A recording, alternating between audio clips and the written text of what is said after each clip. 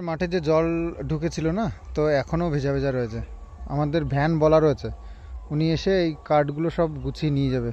ওইখানে একটা গাছ পড়ে রয়েছে, এখানে একটা গাছ, ওইখানে ছোট একটা গাছ আছে, আর রয়েছে এই যে পুকুরের ভেতরে। তো এগুলো উনি তুলে নিয়ে যাবে। ওনার সাথে কন্ট্যাক্ট আমাদের কমপ্লিট। তো এই যে যে ভেজা রয়েছে, ভেজার জন্য আর কি পড়ে রয়েছে, শুকিয়ে গেলে তারপরে তুলবে। আর যাই হোক, আমাদের ধানে বোল চলে এসেছে। আর কতদিন পরেই আমাদের ধান হয়ে যাবে। এই দেখো ধানের বোলটা, দেখবে এই দেখো, এগুলো হচ্ছে ধানের বোল। তো সবে বেরিয়েছে, সব গাছেই বেরিয়ে গেছে। তো আর কিছুদিনের অপেক্ষা, তারপরেই ধান পাকতে শুরু করবে, তারপরে ধান কাটাকাটি। আর এইগুলো হচ্ছে মিনিকেট ধান, কিন্তু এই সরু চাল যেটা বলে। তো একটু শুয়েছিলাম, তার জন্য একটু চুলগুলো কেমন দেখতে পাচ্ছ, রেস্ট করলাম একটু। যাই হোক, ধানটা খুব ভালো হয়েছে আসলে। যে কাকা করছে না এখন আমাদের ধানটা, উনি খুব ভালো চাষ করে, তো সেই জন্য চাষটাও, ফসলটাও ভালো হয়। যাই হোক, এই ধানটা উঠলে আবার কিছুদিনের চাল, আমাদের ঘরের চাল মানে খাওয়ার মতন পরিস্থিতি হয়ে যাবে। কিনা চাল কিনে খাচ্ছি না অনেক দিনই হলো, না 3-4 মাস হলো। লাস্ট টাইম একবার কিনেছিলাম, তো তারপর থেকে এই যে ঘরের ধান টান ভাঙানো ছিল, সিদ্ধ করা ছিল, সেগুলো ভাঙিয়ে টাঙিয়ে খেলাম। তো আবার এই যে উঠে গেলে আবার চলবে কিছুদিন। ভালো ধান হলে আমাদের বছরের চালটা হয়ে যায়, মানে ইয়ের থেকে, জমির থেকে। কাজ মাঝে মধ্যে খারাপ হয়ে যায়, তখন অনেক কম পাই, তখন আর হয় না। তো আমাদের এই যে মাটিগুলো কেনা হয়েছিল, সেগুলো এইভাবেই পড়ে রয়েছে। তো কিছুদিনের মধ্যেই আমরা ঘরে আমার এই কাজ শুরু করব, চিন্তা ভাবনা করছি। তো দেখি কবে শুরু করা যায়। কিছু পেপার ওয়ার্ক বাকি রয়েছে, সেগুলো কমপ্লিট হচ্ছে। আমাদের এই যে মাঠের যে আম গাছটা, এই আম গাছটা কিন্তু বেশ কয়েকটা আম হয়েছে। কোনো বছরই ঠিকঠাক পারা হয় না।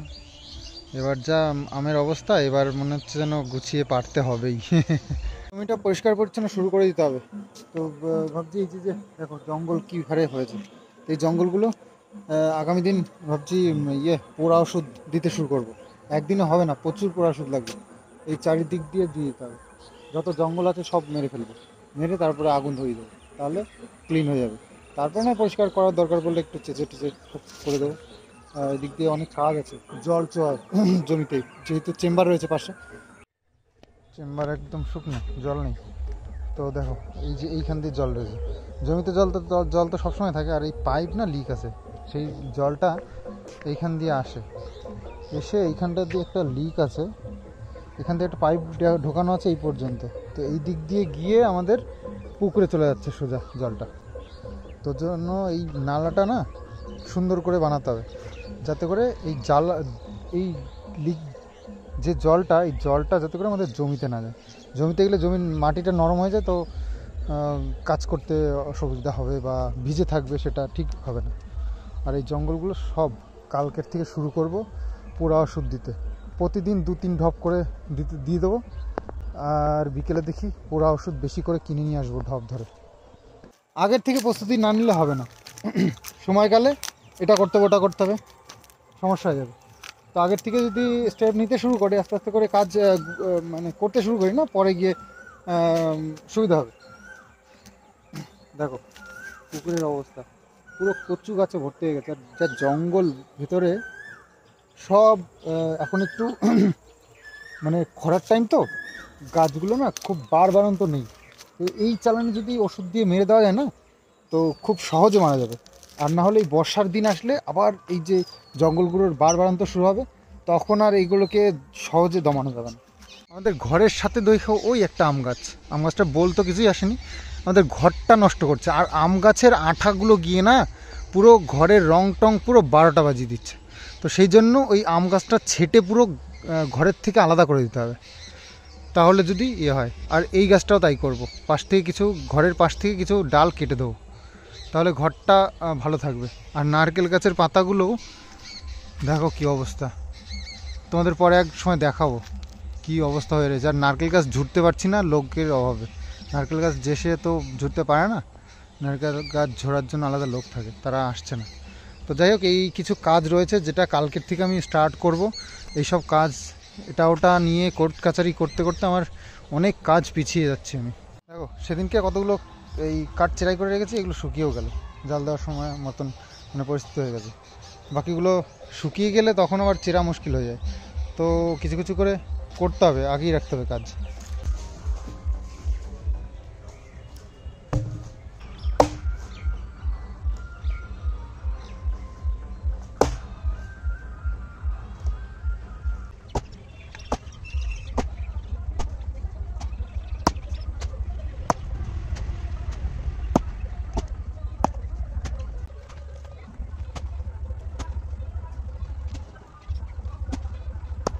সন্ধে হয়ে গেছে, এই যে মশার কয়েল, তো এটা ধরিয়ে রেখে দিই, বেশ অনেকক্ষণ চলে। কিন্তু সন্ধেবেলা ধরিয়ে দিলে একদম রাত্রে ওই 11টা পর্যন্ত করতে থাকে। নিচে দিয়ে দিই, এখানে বেশ মশা আছে, তো মশাটা মানে কয়েলটা খুব ভালো কাজ করে আর অনেকটা টাইম থাকে, একটাতেই একদিন হয়ে যায়।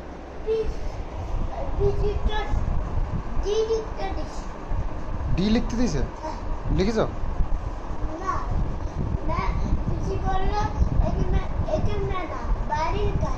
বাড়ির কাজ তা লিখে ফেলতে হবে, খেয়ে নাও তারপর লিখবা। কোথায়?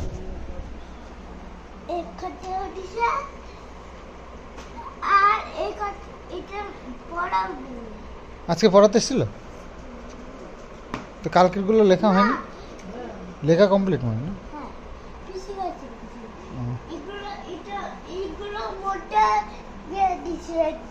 আজকে স্কুল ছিল?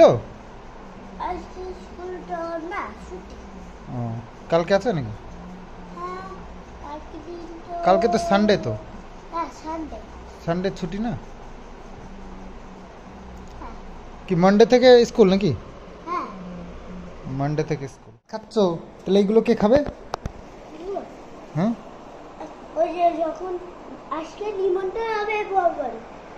কবে বউবাড়ি নিমন্ত্রণ?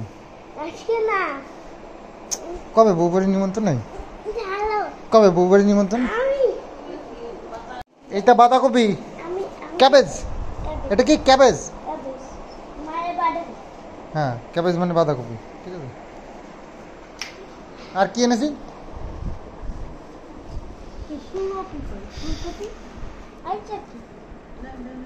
ওই তো শরবতটা।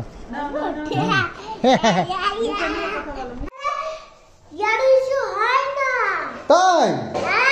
কে বলেছে? কিন্তু দুপুরে দিনের বেলায় খেতে হয়, রাত্রে খেতে হয় না? না, রাত্রে এগুলো খায় না, রাত্রে খায় না বোকা, দেখছো? এই নিম পাতা খাবি, কালকে নিম পাতা খাওয়া ভালো। যা ছেড়ে দিচ্ছি, আমি করে দিচ্ছি, আমি করে দিচ্ছি। হ্যাঁ,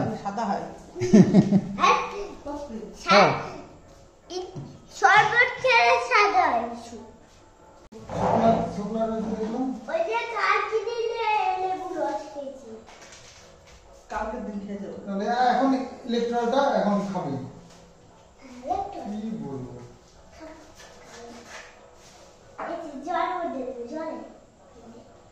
জলের মধ্যে ধরবে না? একটু খেয়ে নাও, একটু জল খেয়ে নাও, আমি একটু খেয়ে শেষ করি।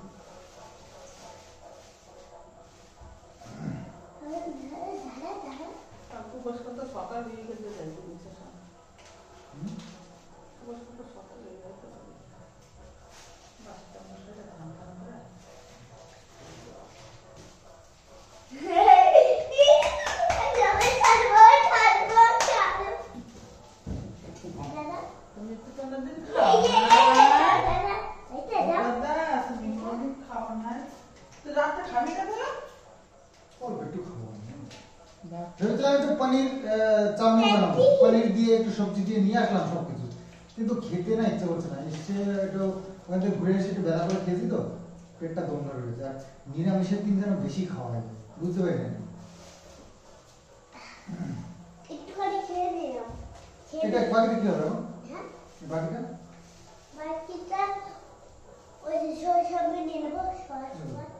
শসা নিয়ে নেবো।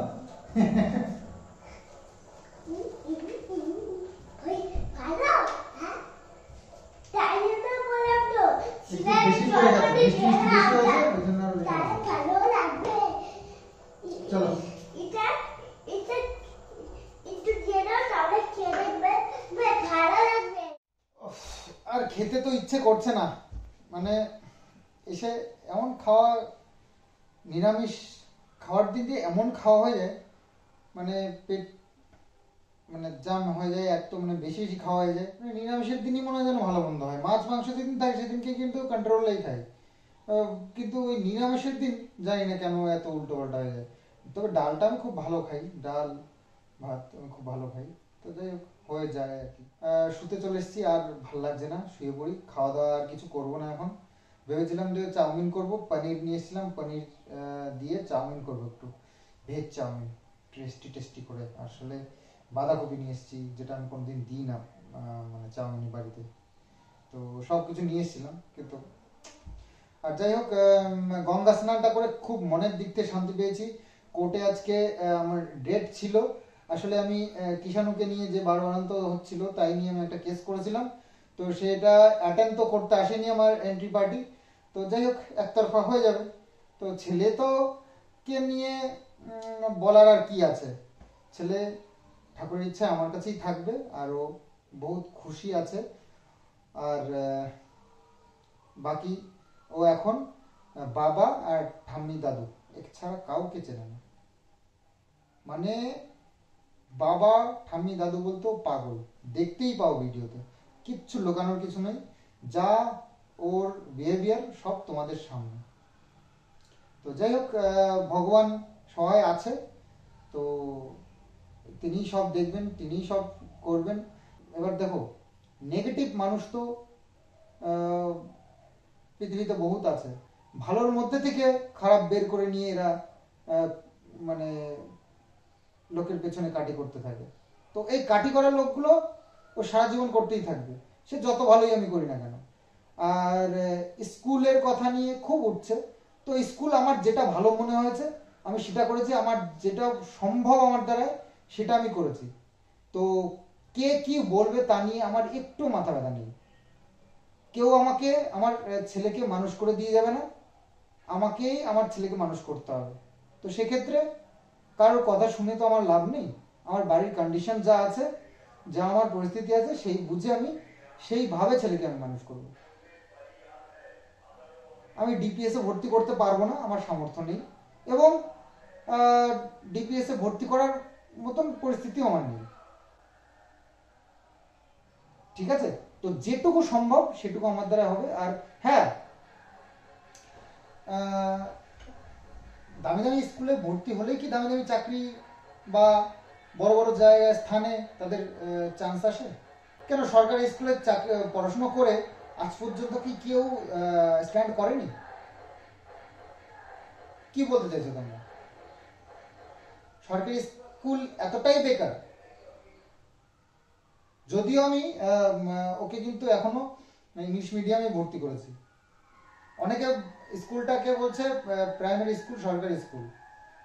যারা বোঝার তারা ওই অল্পতেও বুঝে যাবে, আর যারা না বোঝার তাকে সবকিছু গুলে খাইয়ে দিলেও সে বুঝবে না। তো আমার কোনো রকম ইচ্ছে নেই যে বুঝবে না তাকে আমার জোর করে বোঝাতে হবে, কোনো প্রয়োজনই নেই। তো যাই হোক, যার বোঝার সে ঠিকই বুঝবে, আর আমার যারা আমাকে ভালোবাসে এবং আমার কথা বিশ্বাস করে, আমাকে চেনে, তারা আমার কথা বিশ্বাস করবে, এবং তো তারা আমার পাশে থাকলেই চলবে। তো নেগেটিভ মানুষদেরকে আমার একদম বোঝানোর কোনো প্রয়োজন নেই। তো চলো, ভিডিওটা আজকে এখানেই শেষ করি। আগামী দিনে আবার আসছি নতুন সুন্দর সুন্দর কিছু ব্লগ নিয়ে, তো অপেক্ষা করবো। আর হ্যাঁ, কালকে কিন্তু আগামী দিন, মানে এই ভিডিওটা পাবলিশ হচ্ছে আজকে কিন্তু রাম নবমী, অবশ্যই জয় শ্রীরাম।